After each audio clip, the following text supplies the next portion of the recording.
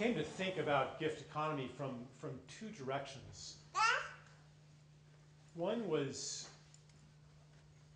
well, I was going to talk about this later, but I'll mention it now just because Adrian, was talking about the talk I gave at Goddard, and Adrian is a healer, massage, body work, herbs, all kinds of stuff.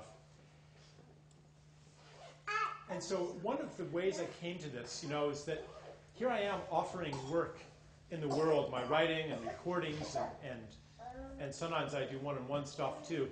That's really, it's sacred to me. It's really, it's something that I see as really precious.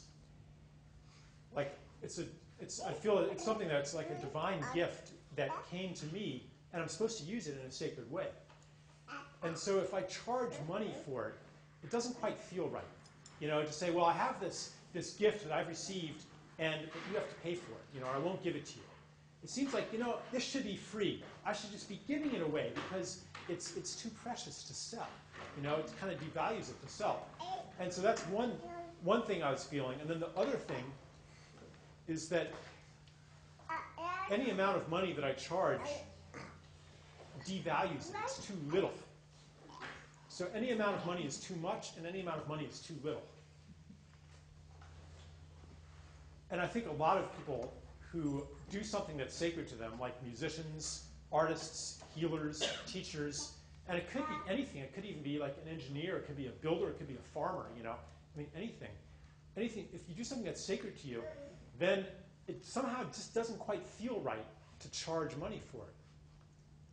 And this was one of the conundrums that I was facing, as I want to bring my work out there. It didn't feel right to say, well, free, free.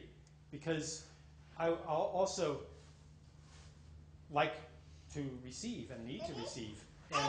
And this whole thing about, yes, I'm just going to be a selfless giver and I'm not going to receive because I'm too good for that. I'm not going to dirty my hands with that's an anti-life kind of attitude. And I think that the healing that's happening on the planet today, it's not this transcendence of materiality, where we care less and less about material things and enter this elevated realm of the spirit where we turn all our energies onto things that we can't touch. I think what's happening, it's already starting to happen, it's going to happen more and more, is that the material world is going to become more important. We're going to become more materialistic, but in a different way. Materialistic in the sense that we're going to love materiality so much that we're going to treat it as something sacred and divine. So when I talk about sacred economy, this is one of the main themes. Because let's face it, we don't treat the world as sacred at all right now. Generally speaking, we've trashed the world. Part of the reason for that is that we've seen spirit and sacredness as something distinct from matter. The soul is something separate from the body. And I think that we're starting to understand that everything is sacred. So how can we embody that understanding in human economy? So this is another approach that I had, but really where it started was when I moved to suburbia about 12 years ago. Was it 12 years ago, 1998? Yeah. I've been living in Taiwan, and I had some kids. I had one kid, another on the way, and for some strange reason, I thought that suburbia would be a better place to raise children than a very polluted city. I didn't really understand that I was going to end up in suburbia, but I did. And there's kind of, I had this kind of idealized image of what suburbia could be, the kids on bikes, and neighborhoods getting together, and neighbors helping each other, and community potlucks and picnics and pickup games of baseball, and all kinds of stuff like that. I had, I thought, we're going to really make this work. And we're going to build community here in this suburban environment. And so we tried really hard my ex-wife at the time. Well, she was my wife then. Now she's my ex-wife. But we tried really hard. You guys probably knew that already. We tried really hard to make it work. We invited people to our house. We tried to organize a cooking club where every week we'd go to a different house and everyone would teach each other their dishes, you know. We proposed having a community garden on the circle of our cul-de-sac, you know, and we had all kinds of ideas and tried to get people together. And people wanted to be friendly, and they came to a couple of these get-togethers, but then there just wasn't interest, you know. And you had to schedule things way in advance. It was last priority for people.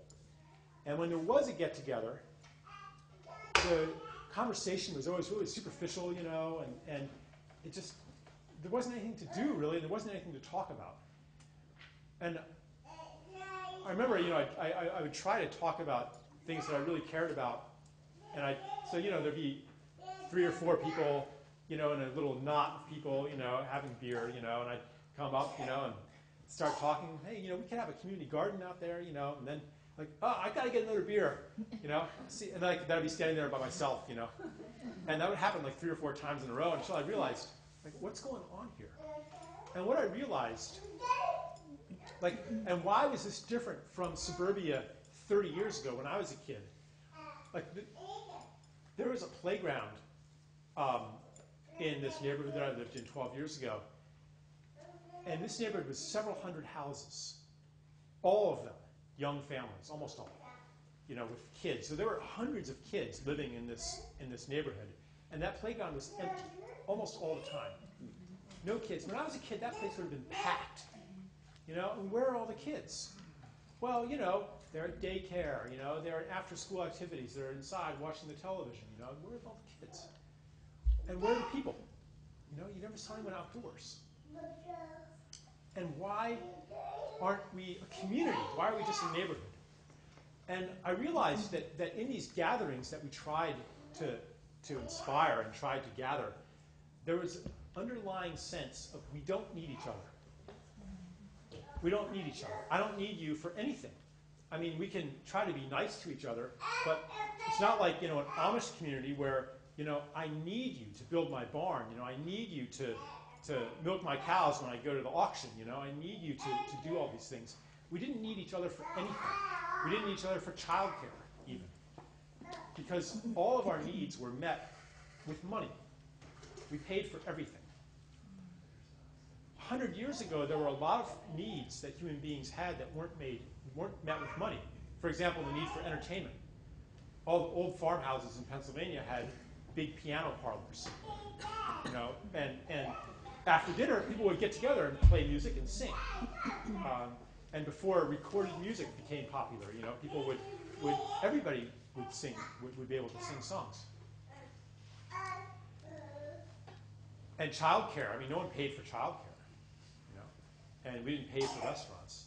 And so what's happened is that over many decades, or actually over hundreds of years, human relationships have been converted into money. And we literally don't need each other. Like, I mean, there's probably a lot of people in this room who do know the person who grew their food, but most Americans don't know the person who grew their food. They don't need the person who grew their food.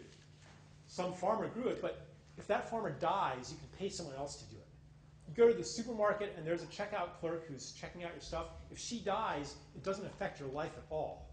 You can, because someone else will get paid to serve that function. So there's this alienation and independence, and this is something we actually aspire to, is independence, financial independence, which literally means I don't need anybody, because I don't need anybody's help, I don't need anybody's charity, because I can pay someone to do anything I want. I'm financially independent, and that's what we associate with security. But it also causes loneliness and alienation and this feeling of I don't need you, so why even get together? You know, we just get together to consume together. And I wanted to understand, like, I wanted to build community, but I mean, everywhere I go, people crave community. It's the two things that people say they want the most in their lives. Community is one, and authenticity is the other. Money. Troublemakers. Yeah. But then people who have lots of money, they still want it. They still want community. And they think that somehow it can be this extra add-on. You know, I've got it all, and I'm financially secure, financially independent. Now I want some community. But there's nothing to base community on if you don't need each other. Because community is based on gifts. Gifts are the threads that weave together to make community. And these gifts need to be meaningful. Gifts, you know, if someone gives you something that you don't need or want, that doesn't really create much of a bond. What creates a bond is when you give and receive things that actually mean something, you actually need. And so all of these efforts that I made to create community didn't work very well. And I came to understand that it was because of money, because people paid for everything. And I thought, well, I want to understand money. What is it about money that's causing this to happen? And this is an important question because money today is in a state of crisis. A couple of years ago, we saw the first stage of this crisis unfolding, where money, it's not working so well anymore. There's a crisis of money that, and I'm going to kind of spend maybe 5 minutes or 10 minutes explaining what that crisis is and why and where it's taking us. Because that's the other thing that for me, really motivates gift economics. Have you ever thought about, like, money, you know, I spent years investigating the world's problems, you know, like, why are we killing the forests? Why are we killing the seas? Why are we drilling for offshore oil? You know, why are we pushing pharmaceuticals on people that make them sick? You know, why are we industrializing the food system? You know, why are we building all these prisons? You know, any of these problems that I dug deep enough into, it always came down to money. You know, there's money in it. Follow the money, and you understand why it's happening. Well, why? Why should money be this force for evil? Because at the most basic level, money is a really beautiful thing. You know, it says, you know, you have something I need, and you want to give it to me. A banana, yeah. Like, I'm really hungry, I need a banana. Yeah. Yeah, sure, just give me a banana. We're just pretending. Okay, thank you. But I don't have anything that you need right now. So, you know what I'll do? I'll give you a shiny piece of metal that's completely useless, but it's just a token of my gratitude. Right? That's what money is. It's a useless thing that is a token of my gratitude, and I have that because at some point I gave something to somebody else, and they gave me a token of their gratitude. So basically, money is supposed to connect gifts and needs. You know, it's supposed to make us all richer. Why does it separate us instead? It's baffling. So I wanted to understand money. Well, I'm going to make a long story short and say that the main problem with money today is that it's different from pretty much every other substance in the universe. Because every other substance in the universe decays and returns to the soil, returns to its source. It goes bad, it rusts, it rots. It cannot be preserved forever. It's subject to the law of impermanence, but not money. Money, because well, originally it was gold, you know, which didn't decay or oxidize, and now it's these abstract bits in computers. It doesn't decay. In fact, if you have it, it actually grows because of interest. And we associate, and this is part of our spiritual malady of this time, because we associate money with self. And we think that if we have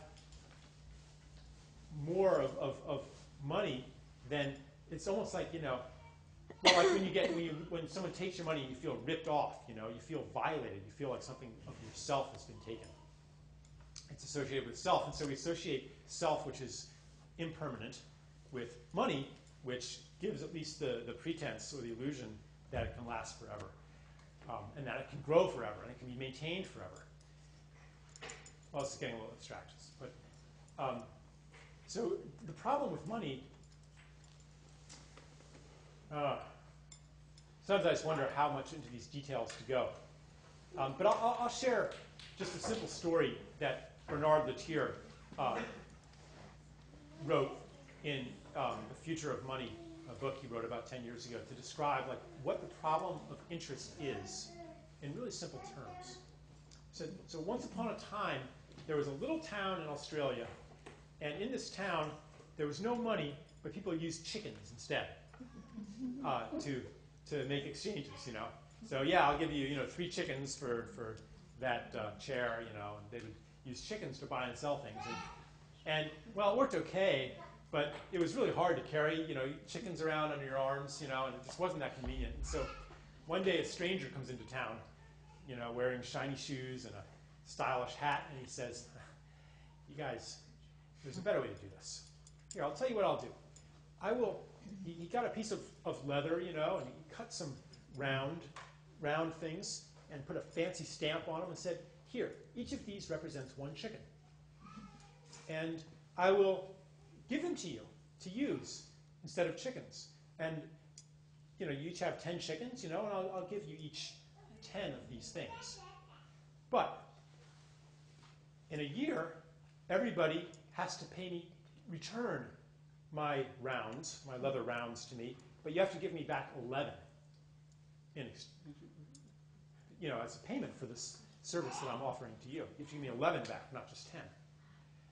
And the villagers said, well, how is that going to happen? Where are the extra ones going to come from?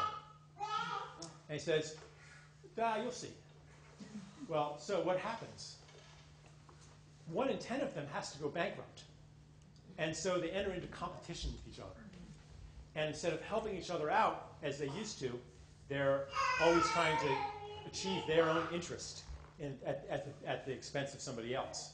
And they're not going to lend each other rounds or chickens or anything else without getting even more in return, because there's this pressure of interest.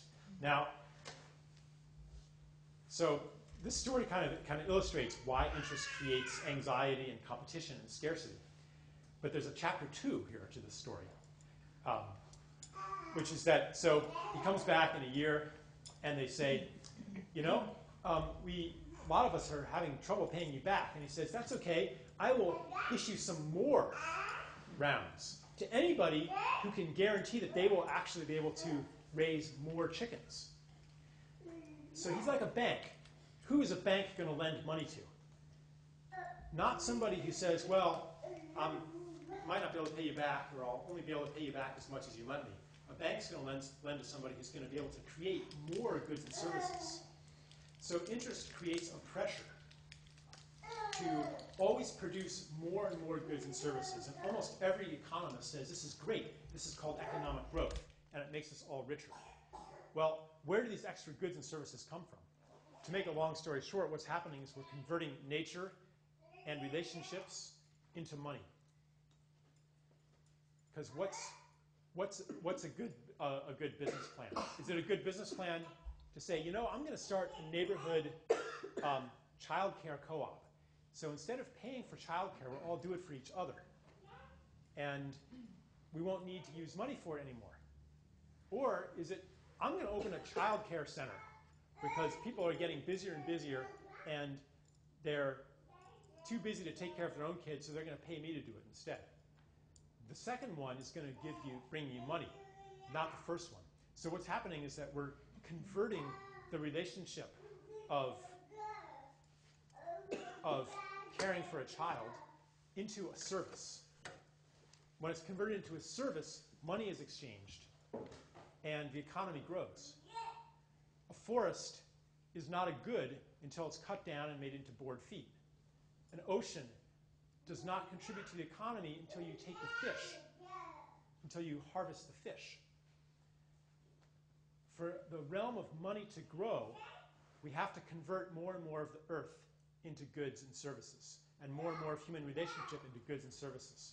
It's inescapable in a money system that's driven by interest, because that's where money originates. Money originates when a bank makes a loan.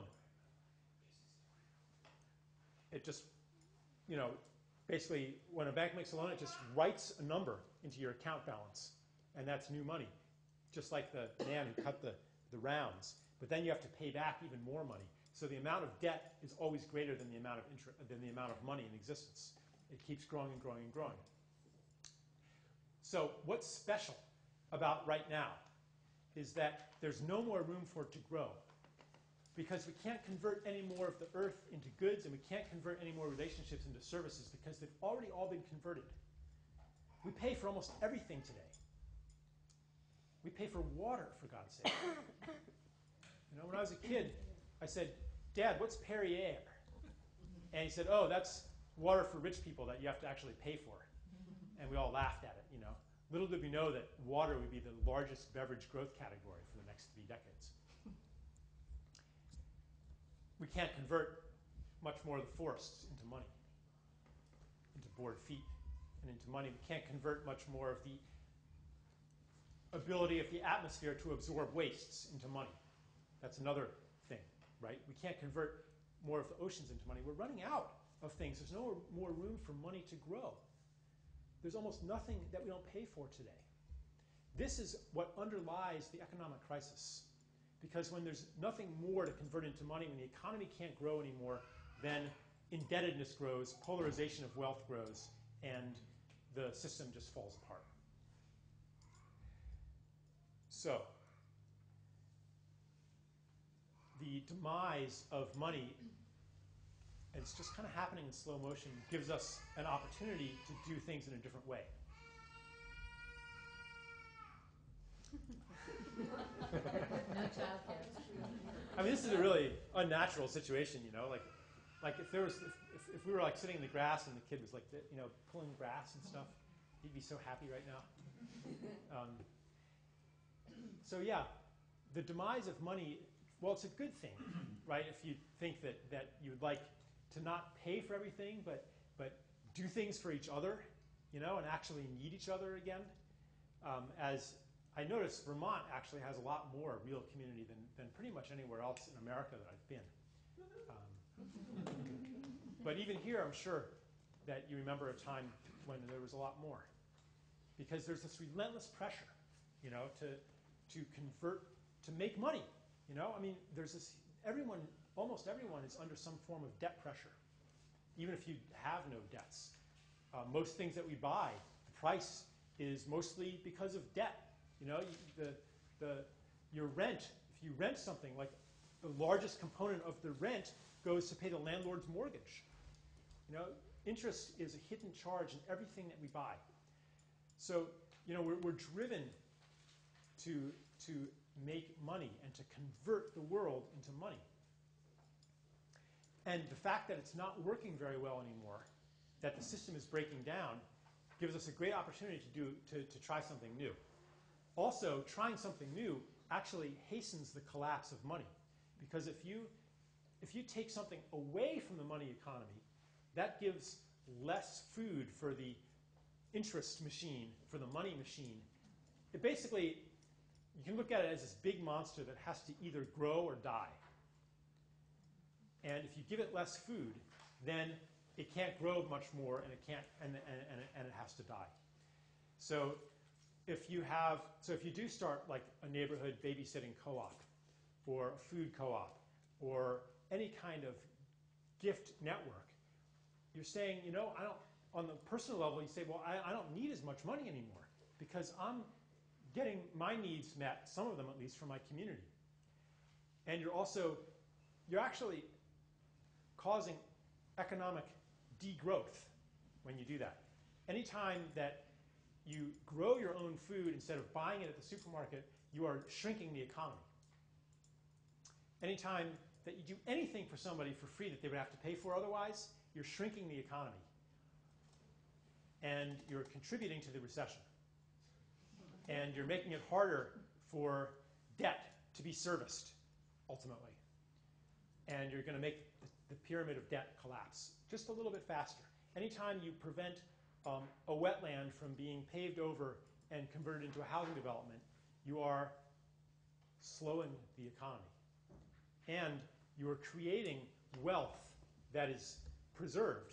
You're preserving wealth that will not be converted into money, so that when the tower does collapse, we'll still have a little bit of wealth to live off of.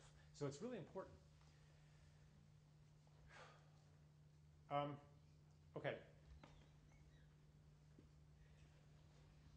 So I'm just wondering. I want to at some point, pretty soon, I'm going to move on to some like practical things. But I want to.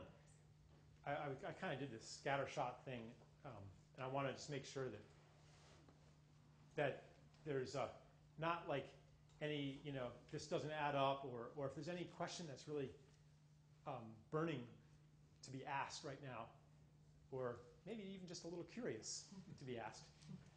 Let's just have a kind of a little discussion, free form, for 10 or 15 minutes before I move on to some of the practicalities of gift economics. Yeah.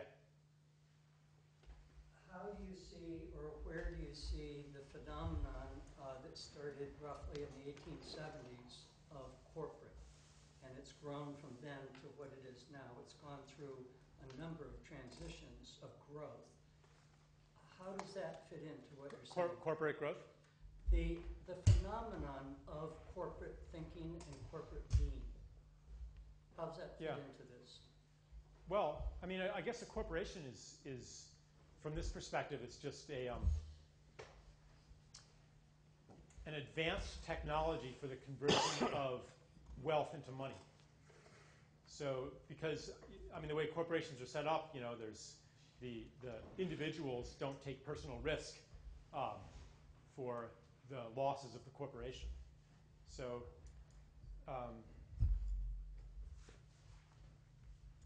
but I'm not. I mean, yeah. I mean, and corporations are fundamentally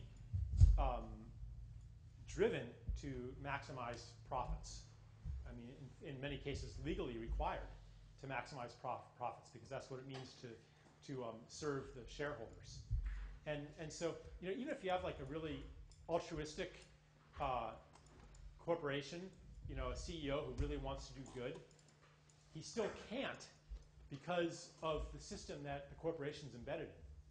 Either the shareholders will rebel, or, I mean, say like you have say you're a corporation, and, well, this isn't just corporations though, but yeah, say you're a corporation and you own, this actually happened with one of the timber companies. You own a forest, and you say, I would rather not clear cut this forest because I love nature. So instead of clear cutting the forest, I'm going to log it sustainably. Even though clear cutting it, I can make $100 million right now, I'm going to log it sustainably and only make $1 million a year. Well, then a corporate raider can come in and say, this is a poorly managed company, because they could clear cut it, get $100 million, invest that at 6% interest, and make $6 million a year, but they're actually only making $1 million a year by logging it sustainably. So the corporate raider borrows money from an investment bank, buys the company, cuts the rainforest down, pays back the investment bank, and keeps the differential for himself. And in order to prevent that from happening, the corporation is forced to clear cut the forest or do something like that in order to bring its revenues up to their theoretical maximum. So that's one way. But I mean, this is I mean, there's so many different angles I could approach that from. I mean, another thing is that corporations are often, like, they'll do things that not a single person in the corporation actually wants to do. They're governed by their own logic. Yeah. So just following up on that question, what's the path? Because right now we're in this place where multinational corporations are doing, the destruction, and I disagree with your premise that there's nothing left to turn into money. There's Yeah. still a lot left to There turn is a into lot money left. before we ruin everything. Yeah. And there are these multinational companies that are hell-bent on doing that Yeah. in order to make money without any Right. foresight. So what do you see as the path to an alternative? Yeah, I mean, I was kind of exaggerating for rhetorical effect when I said there's nothing left. I mean, there is a lot of beauty left on this earth. And one reason that there's a crisis today is because of all of the resistance among people like us and people all over the world that they're resisting this conversion of all that is good and beautiful into money. That raises the costs to the corporations, you know, and if there is enough resistance, then even if they could still convert beauty into money, they can't do it fast enough to meet their debt obligations, because corporations have the same debt pressure as everybody else. So the path is, one, to preserve as much as possible, to make the realm of what's off limits to the money machine, to increase that realm. And also there's, I think, a shift of consciousness going on where people in corporations, you know, they're kind of half-hearted. More and more, they're kind of half-hearted about doing it and unwilling to do some of the more ruthless things that they would have done a few generations ago. And a lot of the best and brightest among our people, and especially among the younger generations, they're refusing to do it. You know, they're like, they're not, either they're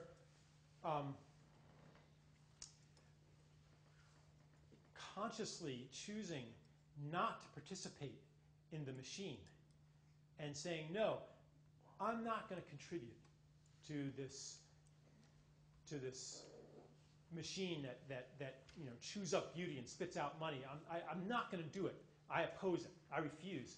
Or more often, it's just kind of this unconscious refusal, you know, where they just can't quite motivate themselves to study hard, or they can't quite motivate themselves to do their job well, or they sabotage themselves, you know, or they get addicted to something, or in some way, like there's this unconscious refusal that's growing and growing in our generation to go along with the program. And I think that's another thing that, you know, when we say, what can we do? You know, what's the path? That's another thing we can do, is to speak to that refusal and to encourage it through example of, you know, there's another way to live, and through spreading the knowing that it really isn't going to do you any good to participate in the program of the machine. Yeah. Two quick things. One was I think you said something about you can't convert it fast enough.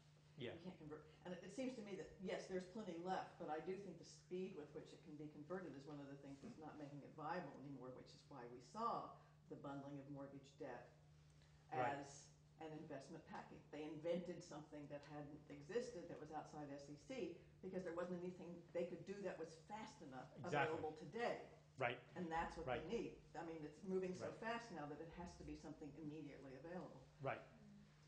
The other thing I just want to say is I've been thinking a lot about this word crisis, because we're in so many of them, Mm-hmm. and we hear them about so many things.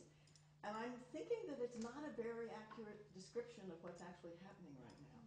It's not a crisis. It is what is, if you see what I mean. This isn't Yeah. a thing. You know, crisis is, you know, for It me, comes you know, and goes. You get over it. you know, Yeah. both kids are sick Yeah. and dinner burns, and you know, Right. and you have to be someplace at 9 o'clock, and Yeah. you know you can figure it out eventually. Yeah. But that's not what's happening here. This No. isn't. I mean, what's happening in the ocean, what's happening in Wall Street, what's happening in government, what's happening in Greece, what's happening in Spain. This isn't a crisis that we're going to fix and return to our original state. This is a sort of degradation, you know, of what was to a different state of what is. And I think that we need to. I've been trying to think about how to think about using, you know, sort of getting rid of that word and describing it differently, so we can look at it differently and not think about fixing it. You see what I'm saying? Yeah. Yeah. I'm going to respond to both of those. the first one, with the financial crisis and all, really what happened is because the economy couldn't grow fast enough to keep, to maintain, to service debt, then the owners of debt basically had to cannibalize wealth, cannibalize themselves almost, cannibalize wealth that already was existing. It's like suppose you owe me a huge debt, okay? And you say, oh, I can't pay. And I say, work harder, and then you work harder. Oh, I can't pay. Sell me your house, sell your organs, whatever. Oh, I still can't pay. Okay, I'll lend you some money to make your payments. And that's essentially what's been happening, maintaining debt with even more debt. And that can only go on a certain amount of time. It's been extended through Wall Street wizardry, but it can't go on too much longer because the rate of return on investment is falling. And the second thing about crisis, the way I see it as like a birth crisis. That's another use of the word crisis, that it marks a transition. And it's actually a very close metaphor because a birth crisis is one way to look at it, at least, is it's triggered by the growth of the fetus. And when it reaches the limits of its environment, then a positive feedback cycle is initiated, hormone cascade, that triggers the birth process. And I think that that's what's happening right now with humanity, is that we've grown up to the limits of the womb of Mother Nature. And we are now being born. And the multiple crises that are converging upon us today are a birth crisis. And we're being propelled into a new time, a new world. But you don't return after a birth crisis. No, you don't return to the old world. No. Things change a lot. Right. So, in that sense, it's not the way we think of it as a fixable thing. Right. Right. No, that'd be like saying, that'd be like a woman is going into labor. It's like, okay, how can we get her out of labor? That mentality. How can I be single again? Yeah. And yeah, right. How can I be single? And that's essentially that's what the Obama administration and the Bush administration were trying to do with the economy. They're saying, how can we reignite economic growth? Not realizing that the age of growth is over. The age of economic growth is over. And one of the things I talk about in my book is, what kind of money system will work for a zero growth or a degrowth economy? But anyway, I was just going to suggest that you might call the crisis the end of empire. That's certainly another aspect of it, because the purpose of empire is to make new resources. Organize, basically, all the resources into... Right. It's to make resources and human relationships available to the money machine. And the human relationships part is a little bit more subtle, but I'm not going to go into it too much. But well, empire is defense, and defense is ensuring that you have access to materials. Yeah, and to cheap labor, which is only cheap because their relationships are not fully monetized yet. That's we my have our question. strategic interests in the Middle East to make sure that we have oil to convert to whatever we want to convert it to. Yeah, certainly the end of empire is another lens through which to see it. Yeah. Yeah. You keep saying, what can you do? And immediately comes to my mind is the CSA model, the Community Supported Agriculture. I have friends in Maryland, where I came from, who have a very large farm, and they used to have to go to the bank every spring and take out a loan to the tune of $200,000, $250,000 a year to get their crops into the ground and pay interest on that on a short-term loan. They built up their CSA. They no longer have to take out that loan. So I think you can apply that model to a lot of other things, and then of course people know them, go out to their farm, they have several picnic days on the farm, you're building a relationship. You're still exchanging money, but that interest is taken out of it. That interest is gone from the equation. It becomes much more straightforward and relational. Yeah. And how can we apply that model to other kinds of There's lots there's lots of really innovative methods that people are developing now to finance things without banks. There's all kinds of peer-to-peer finance models. There are restaurants, say they want to make some renovations, and the banks won't lend them money, so they go to their customers and they issue coupons, redeemable in 6 months, for $100 worth of restaurant food, and they sell the coupons for $90. So they're essentially then the interest is going, to their customers. Instead of to the bank. To the bank. I mean, there's all kinds of really clever ways that are developing, many of them mediated by technology, ironically enough. And so even within the paradigm of money, really to me there's two parts of the equation. One is to reclaim from the money economy functions that could be part of a gift economy, that don't need to be quantified at all, that don't need money at all, to have things happen within local communities. And the other half of the equation is to reinvent money so that it has more of the characteristics of a gift and more of the characteristics of ecology, so that economy becomes an extension of ecology. I'm writing a book now called Sacred Economics that I'm dealing with this stuff, and it makes my head spin when I'm trying to share like all these ideas in an hour. But yeah. I'm also captivated by the issues of money, so much so that I'm doing a gubernatorial bid to work on that issue specifically. Mm-hmm. And when we look back at the indigenous peoples who did have a gift economy where a person's status was equated with how much they could give away. Yeah. And we also have something, I'm going to be real specific. Right now, when we get food stamps, we are issuing double the value at farmers markets. So one of the specific proposals that I am making is that we create an alternative currency for Vermont called Vermont units of exchange, where we augment the minimum wage to a livable wage with a Vermont unit of exchange. In essence, that we segregate ourselves from the Federal Reserve system. Yeah, I mean, there's a lot of ways to do that, and the legality of those ways is kind of in a gray area. But I think that as the system breaks down more, that the gray area will grow and grow, and that people will do it first and ask permission later. Right. But in Argentina, this happened. We were just talking about this at dinner. In Argentina, in 2001 and 2002, the currency completely collapsed, and there was no money. Like, people had money in the bank, but they weren't allowed to withdraw it. And local governments, provincial governments couldn't pay salaries. So what did they do? They said, well, employees, we can't pay you in whatever it was, pesos now, but we're going to issue low denomination bearer bonds that you can, that mature in whatever amount of time, and people use those as money. So that's one way to do it. To issue low denomination bearer bonds, or you could issue vouchers that are payable, that you can use to pay taxes with, which California almost did, like a year or two ago, when they had their fiscal crisis.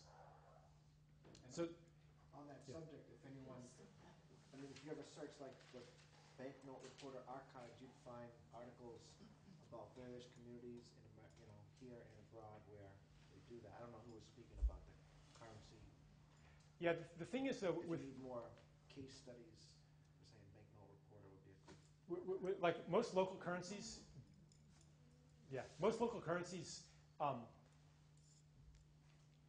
have either they fail or they have a very marginal impact because they don't have the backing of a local government.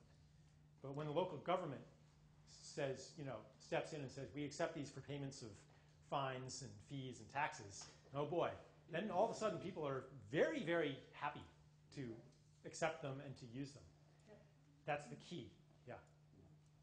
I won't go into how deeply I've developed this, but I will email it. Yeah, I'd be really interested to know about that too. But that's, all kinds of things that are completely off the radar screen as far as political acceptability go. all of a sudden, like, you can't pay salaries, then people's minds open quite fast. And it's already happening. I heard on NPR, like, there's some town in Massachusetts, you know, that the municipal government is so broke that they can't even perform basic services. Gardner, Massachusetts? Yeah, yeah. No, I would be interested to see where your vision, your understanding is going at present, because I heard everything you said about, we all agree the system doesn't work very well, and I was wondering if you had a vision of some sort that we could tune in to go back to our problem now. In other words, we are assessing problems, and we can spend a lot of time doing that. I was wondering if in your book and in your work you have a vision that would be exciting to share. It's exciting to me. Yeah. Most of it, yeah. Okay. Yeah, okay. It has about five major components. One of them is to back currency with the things that are becoming sacred to us. Yeah, I have to explain that. In the past, currency was backed by gold. And gold was made more valuable simply because currency was backed by gold. And people mined more and more gold because it was valuable. People didn't really want gold, they wanted money. But gold became valuable because currency was backed by gold. Today, currency is backed by nothing. And not coincidentally, we live in a time where nothing is sacred either. Well, what would happen if we backed currency by the things that we want to preserve and protect on this earth? For example, you back currency with, say, the fishery rights in the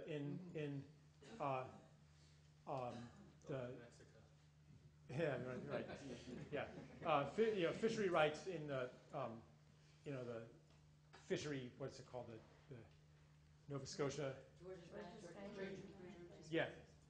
You say, okay, we come to a collective decision. We say this can sustain a healthy ecosystem can sustain, say, 200 tons of catch per month or something like that. So we back the currency with 200 tons, the right to fish 200 tons of fish from this fishery per month. And then the currency can be redeemed, the currency can circulate and then be redeemed for fishing rights there, or for sulfur dioxide emissions rights, or for anything else that we want to have the equivalent of a cap and trade system. So it's a little bit technical, but basically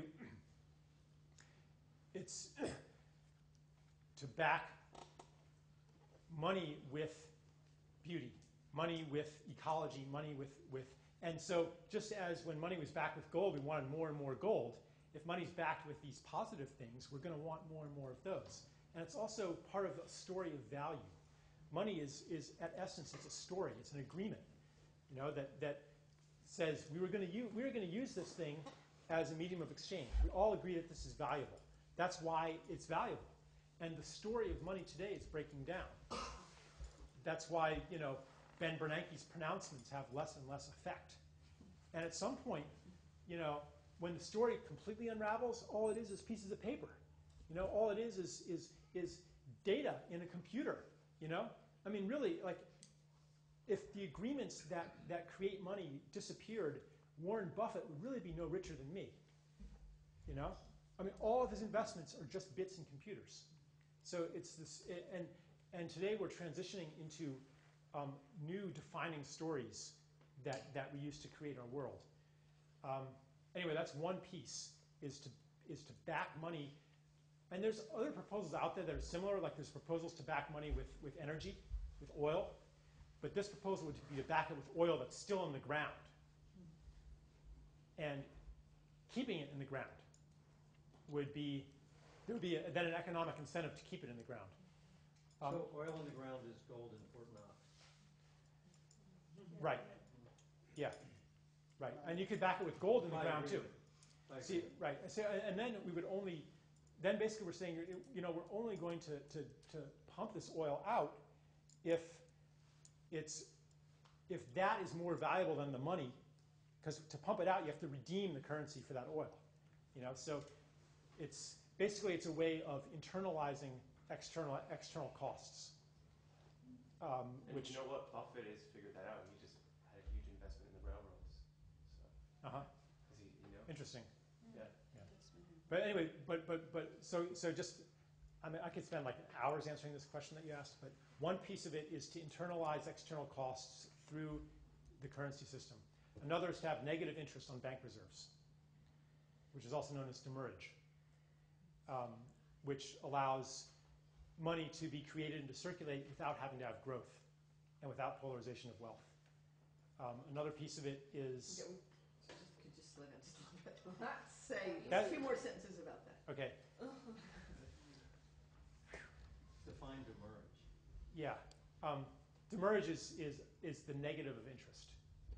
And it was used in Austria, in the town of Wurgl, Austria, in the 1930s, where currency, to stay valid, it had to have a stamp affixed to it every month that cost 1% of the currency. So if you just kept money, it would go bad, just like everything else in the universe. It would decay. Cool. So you could no longer, yeah. If you don't use it. That's right. It goes bad. Right. So no longer could you be rich and maintain wealth and grow wealth by merely owning. And it. How did people's practices, economic practices, change as a result? Well, they spent the money as quickly as they could. They paid their taxes early, and the town, like, they started building roads, fixing potholes, building bridges. Unemployment disappeared. Things went great in that town until the central government said, "Whoa, what are you guys doing here? You can't do that." And they banned the currency, and because other cities in Austria and all over the world were starting to copy them. In fact, the U.S. economist Irving Fisher, who was like the founder of mathematical economics, he vigorously championed this idea. And towns all across America were starting these systems too, until Roosevelt declared them all illegal in 1933. He banned them by emergency decree and implemented the New Deal instead. But it almost happened. But basically what it does, see, today wealth is a matter of having. But in a hunter-gatherer society or most ancient societies, the richest person was the one who gave the most, not the one who had the most. So it would be much better. What's better today in the current system? Is it better to have $1,000 or to have 10 people owe you $100? It's better to have $1,000. You can get interest on that. But in a negative interest system, it's better to have 10 people owe you $100, because if you don't need that, unless you need that money right now to spend it right now, if you don't need it right now, then you don't want it just to sit around and go bad. It's the same. It's like if I had 100 loaves of bread right now, they're going to go stale in 3 days. So you guys want some bread? Here, I'll give you some bread. And then in a gift economy, in a traditional small-scale economy, we're not even going to keep track of 100 loaves of bread. But you're going to remember what a swell guy I was. And when you see me hungry or in need of anything, you're going to be very happy to give me something too. That's how a gift economy works, and that's what we can create on a local level. But on a mass level, we need a money system that embodies that dynamic, where you would rather lend your money at 0 interest than to keep it yourself. So that wealth no longer becomes a matter of how much you have, but it becomes a matter of how many channels there are leading to and from you. Yeah? Could you just, if I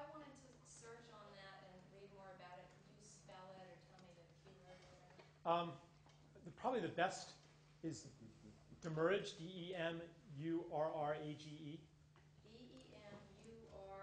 R, two R's, A-G-E. But I have a series of articles online that it's they're on Reality Sandwich. There's 4. Money, A New Beginning. Money, A New Beginning Part 2, I think. Money and the Crisis of Civilization. And Money and the Turning of the Age. If you Google my name and money, then you'll find all 4. And if you read all 4, then you'll understand it. Or my book's coming out soon, too. What's your last name? Eisenstein. But this is a key part, and there's 3 other parts of sacred economics too, but I'll just leave it with those 2 for now. But local economies, gift economy, and I'm going to talk about business and the gift, because when you say like practical things that will excite you, to me also, it's not just like here's an idea that would in the abstract work if only everybody else agreed to it, but also like what can I do right now to live in alignment with the world that's coming. And yeah, but go. I was just wondering about, because you were saying if you have money, you just hold it. Yeah. I think in the system we have now, it does go bad. I mean, if it's not somehow moving, it's not gaining interest. Well, you can invest it. It's got to be invested somehow to gain interest. But you can make a risk-free investment. If you want to get technical, the problem isn't interest per se; it's risk-free interest. Risk-free interest that isn't doing anyone else any good, except someone. It's not doing anybody any good. I mean, it's just. You mean because the bank guarantees a certain amount? Well, I mean, treasury bills, treasury bonds. That's risk-free interest. And then because of that, there's a risk-free interest premium that's added to all loans. Now, recently, with all these bailouts, the definition of risk-free is expanded to include everything. Derivatives. I mean, so that accelerates the concentration of wealth. Bond has some little risk, so it's. The only risk with a bond is that the government itself collapses. Well, yeah. If the U.S. government, Till the end of empire. I mean, if the U.S. government collapses, then everything. I mean, then there's even gold. I mean, some people, see this collapse coming and they say, well, the best investment is gold. That's the worst investment. Do you know why? Because if things get that bad, then men with guns will come and take your gold and probably shoot you too. That's a terrible investment if social chaos is going to come.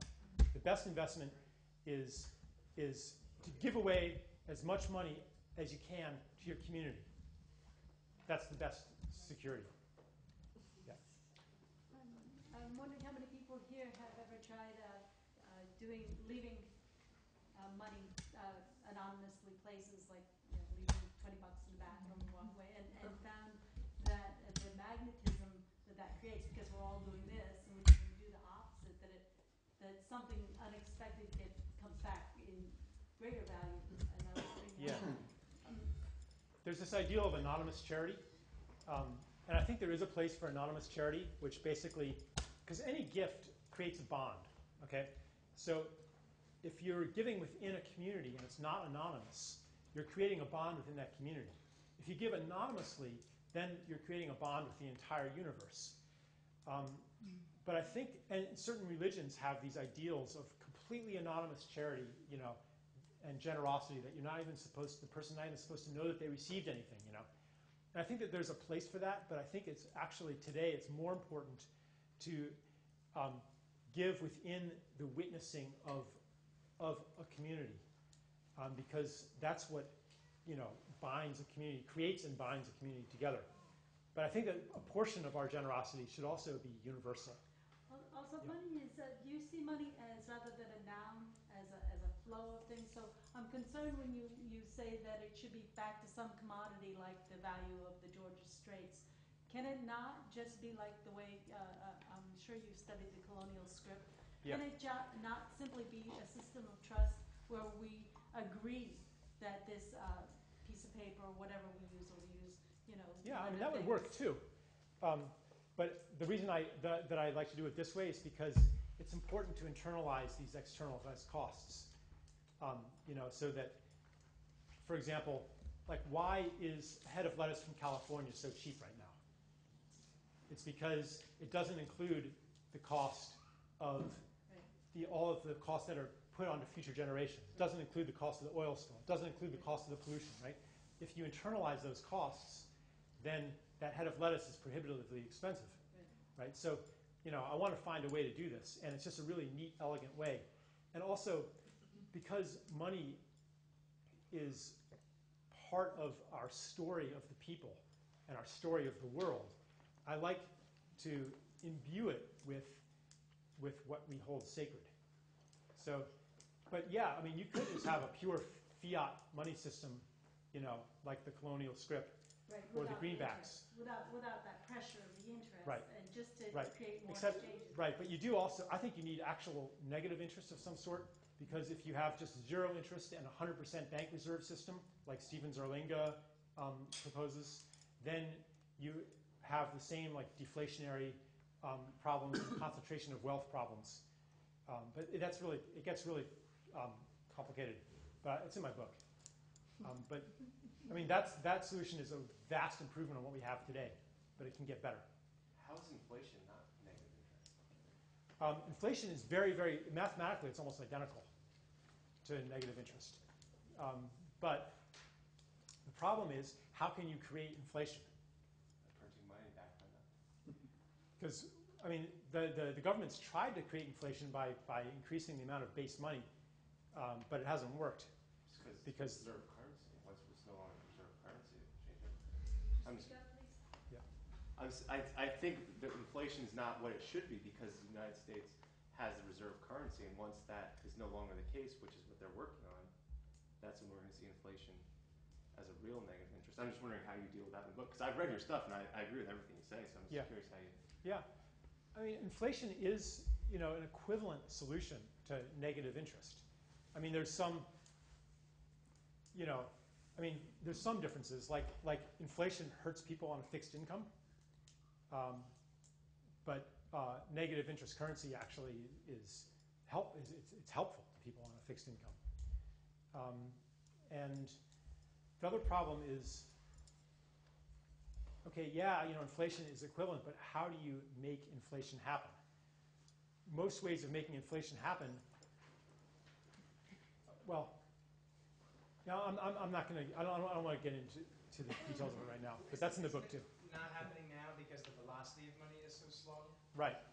It's because, I mean, the newly created M0 base money is not being circulated. Yeah. It's not being lent out. It's sitting there in people's banks. They're all very Sitting there as they're all reserves. very paranoid and not touching Right. it. Yeah. They're being paid not to touch it because So- they're raising interest rates. Tom, I just Yeah. wanted to check in about time, because I know Okay. you wanted to do some of Yeah. that exercise. Yeah. Let's do some. I wanted to just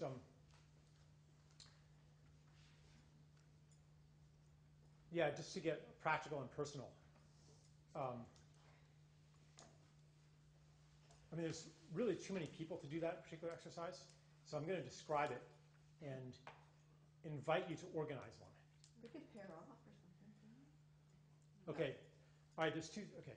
Never mind, do it here. Here's what it is.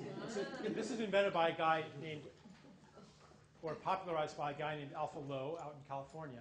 It's called a gift circle. And what you do is you get a circle of people, and you go around the circle, and everybody says something that they need. You go around again, and everybody says something that they would like to give. It could be something small, it could be something big. And that's all you have to do. Because as you go around, people are like, oh, I have one of those, Or, oh, I know somebody who has one of those. Or, oh, I would like that. And so these connections happen. And the idea is that things that, so it could be, oh, I need a ride to the airport on Sunday.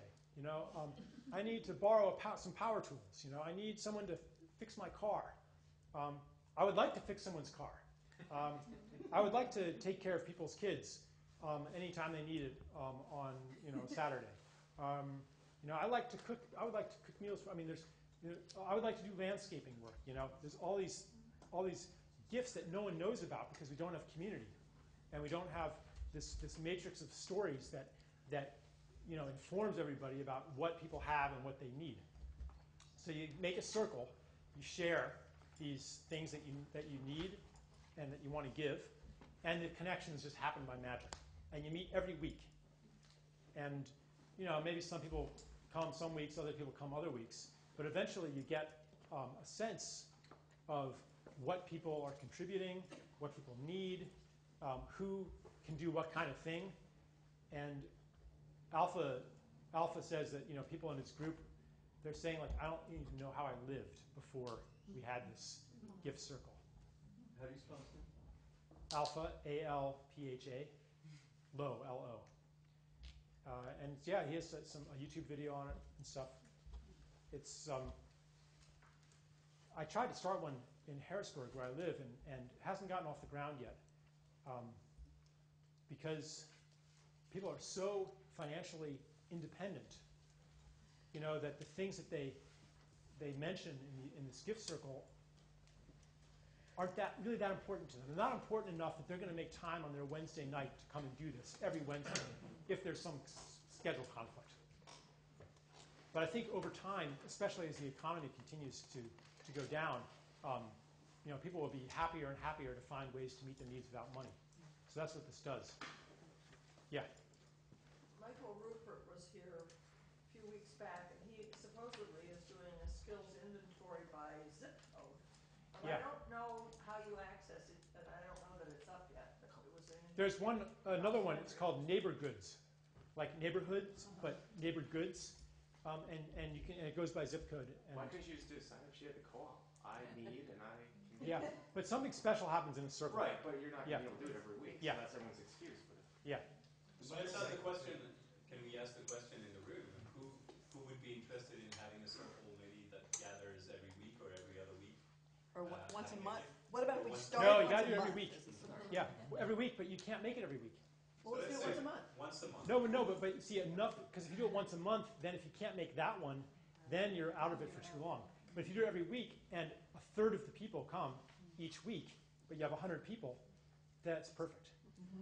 Yeah. Well, the Michael Rupert, it's the Collapse Network, and I know that they were setting one up for Putney. Isn't that part of what it is, right? Transition Putney, I mean, postal Transition office. Putney is working on that, creating a skills inventory of And your this is town. the meeting. This is like examples. Yeah, Transition Putney ought to do that. Yeah. It is happening.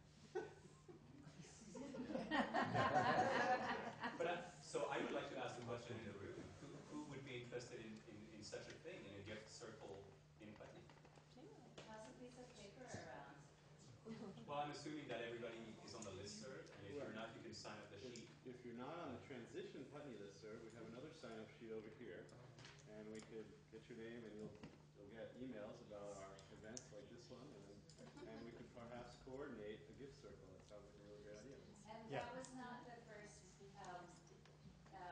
pass around for email addresses, correct? right. Yeah. The one that's going around on the clipboard is So people aren't for confused. Charles and his mailing list. Oh yeah, my mailing list is. I only put like one announcement out a month about. But if I have a new article or a book I'm publishing, or also my online meds store, I frequently will announce that too.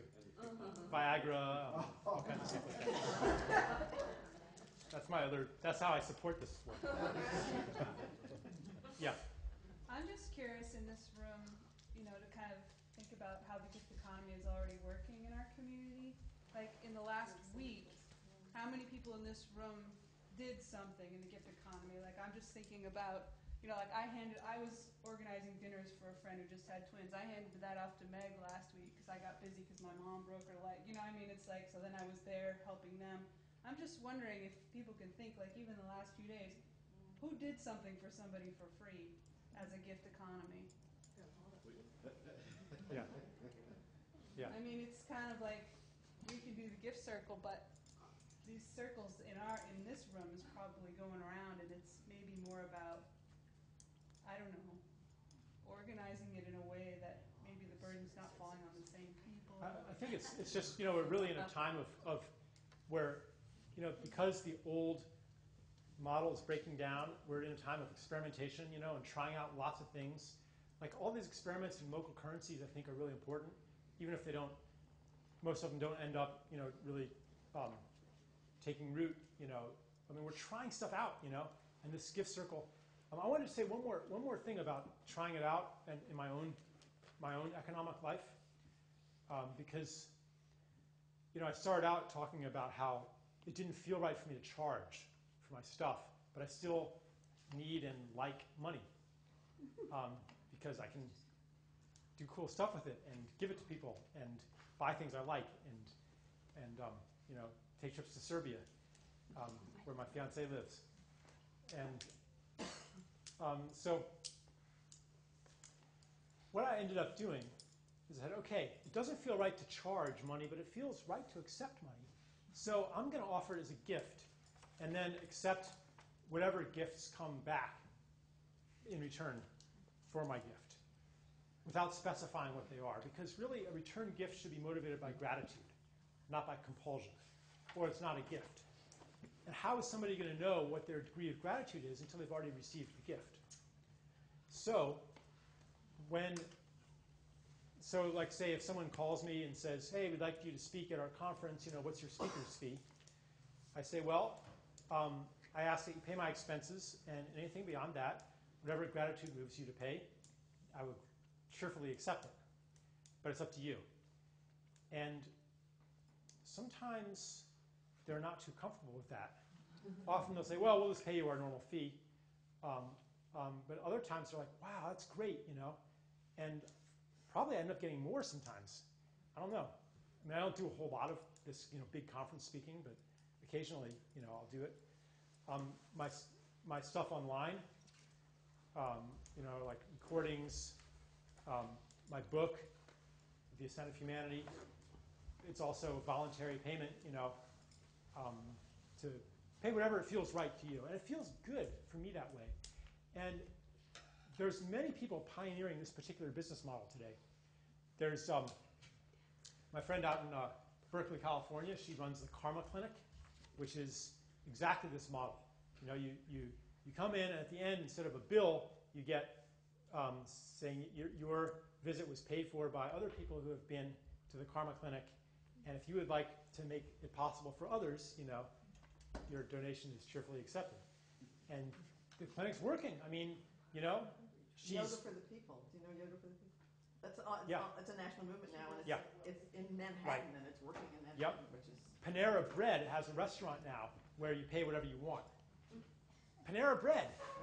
And what really blew my mind is that there's a law firm in Chicago that does this also. Valorum Law Firm, and they're not like some hippie law firm. These are like top 50 firm lawyers who just got sick of the whole thing. And they do like intense trial law. I mean, they do everything. And then the client gets a bill with their estimation of what each item is worth, and then subtotal, and then it says value adjustment. And the client is contractually authorized to write any amount in there that he wants, negative or positive, even to make the total under that zero. And the lawyers can't do anything about it. It's totally, we want you to pay what you think it's worth. It's trust. And they seem to be doing fine too. And I think that this business model is being kind of like forced upon me. I kind of like explained it in a way to make myself sound really noble but actually the way it happened is that it wasn't working the other way. I was trying to be, Mr. Success and be a successful author, and it wasn't working, and it didn't. And I think, but to my credit, I think the reason it didn't work is because I wasn't wholeheartedly behind trying to, be a big self-promoter and stuff, and make a lot of money that way. But anyway, I ended up doing it this way, in part at least because the normal way wasn't working. And I see that happening with so many healers and artists and musicians today, Like that, the model, if you're a healer, the model of I'm going to charge for sessions, $85 a session, and have an office, and that's, how many can that work for? Even in Harrisburg, Pennsylvania, which is not at the forefront of the consciousness movement, shall we say, you open the Holistic Health Networker magazine, and there are hundreds of practitioners, Reiki and polarity therapy and quantum this and that and angel healing, and I mean hundreds for a town of only like 100-something thousand. You know, like they're not all going to have clients at $85 a session. No way. So I think that this gift model is really, and the same thing for musicians. You know, it's really an idea as time has come. Yeah. Could you talk about the fact that when you talk about the Bar Association, a lot of the regulation that is coming down, and a lot of the of our population, I hear that we've got 25% of the world's prisoners and only 5% of the world's population. So one of the elements of the pressure is the lawmaking that's happening. Can you give us any clues about how we are to address the increasing regulation when it's often scalable for big firms and doesn't work for local things? What can we do?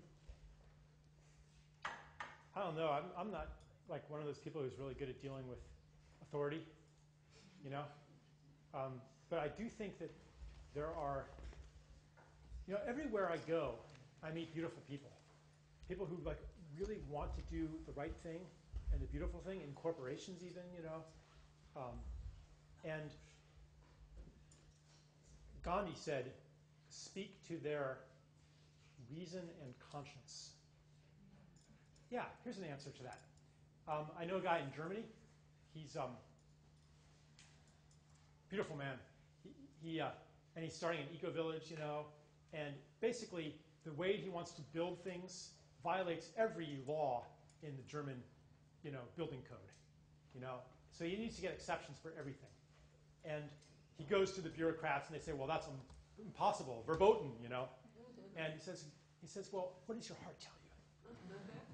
And then they find ways. So, but I can't say that there's one strategy, but I think that if there's any overarching theme, it's that strategy.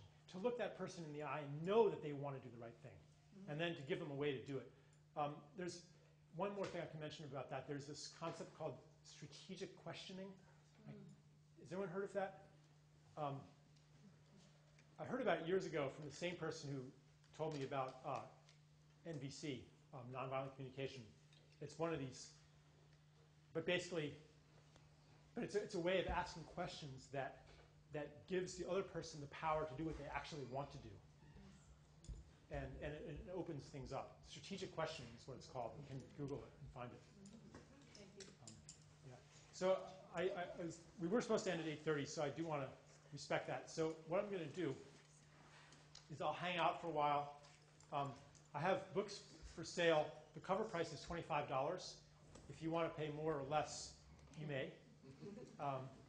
Also, the whole text is online. If you want to write me a note or give me a gift or both, there's a gift box there also on the table, which you can do that. And I'm just going to hang out for a while and talk to people as long as we're allowed to do that. Yeah. Charles, we live in a little bubble, a beautiful little bubble, which is Putney. This world can support, I'm told, about 1.2 billion people. What's going to happen to the other 6.8 billion? Okay. Yeah, I'd love to say something about that, actually. The world can support, for a while, a lot more people than 1.2 billion. But not the way that we're living today. But I mean, just like look at well, France.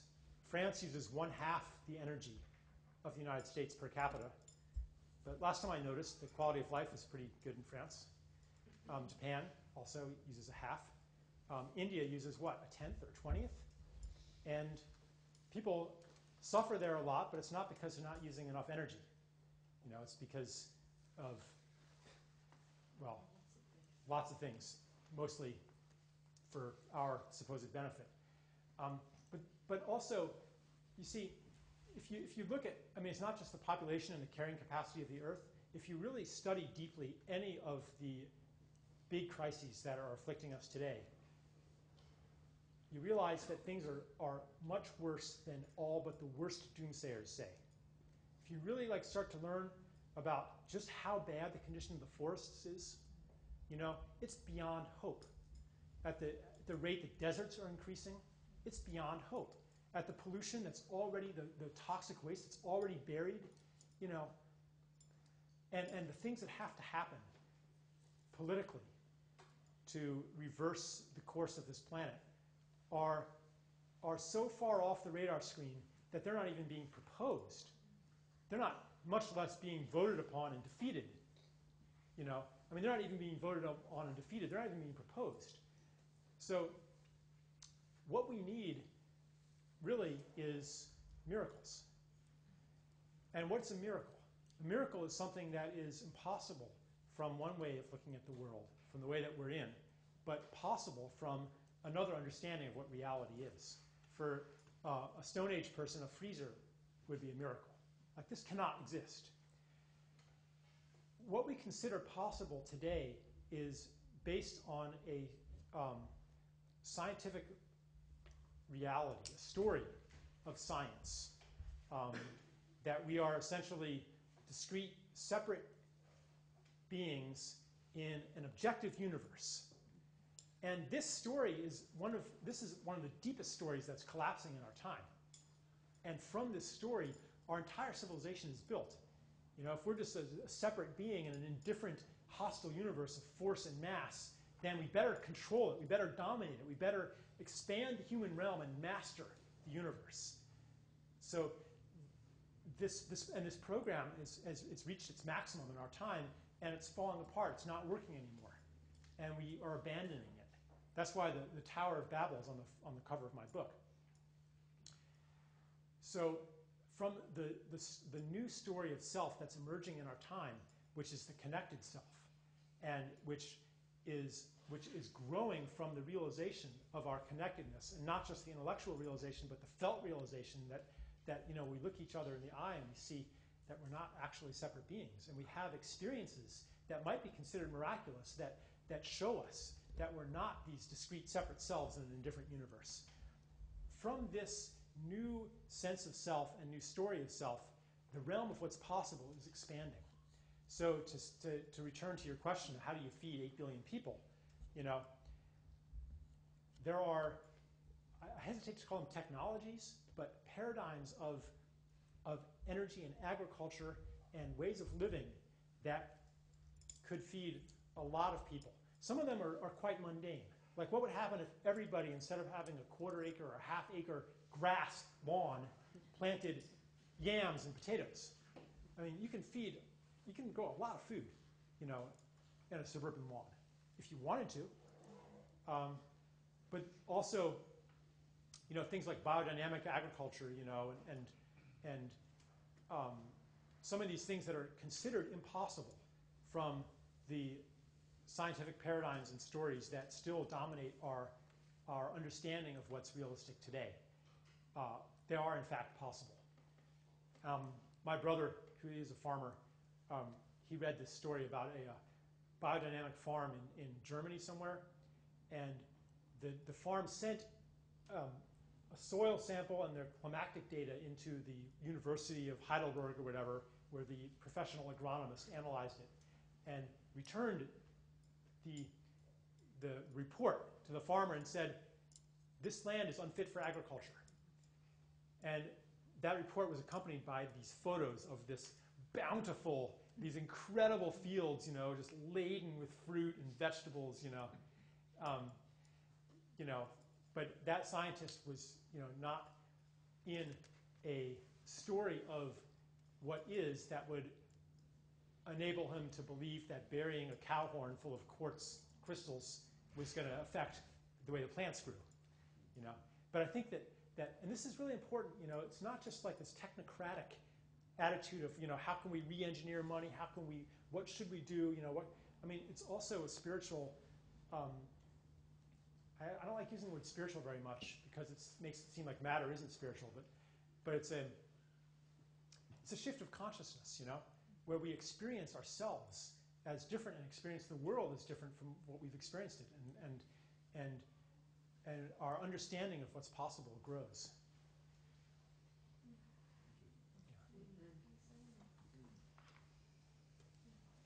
The population will grow.